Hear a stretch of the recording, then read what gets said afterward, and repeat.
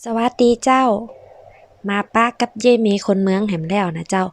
คลิปนี้มาแบบปิดหน้าปิดตาหน่อยนะเจ้าช่วงนี้ฝุ่น PM 2.5นะเจ้ากำลังเยอะเลย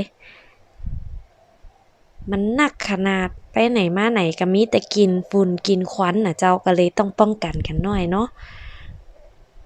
คลิปนี้เย่ก็มีคำศัพท์มาแนะนำมานำเสนอแหมแล้วนะเจ้ากำนั่นคือกำว่าปัน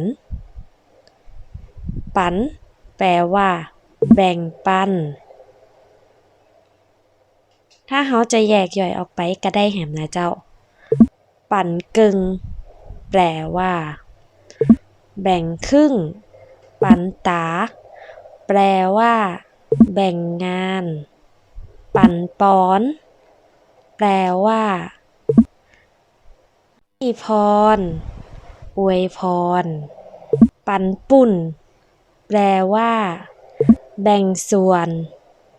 ปันผล ปันอี้แปลว่าป่านนี้ก็ลองเอาคำศัพท์ที่ใหญ่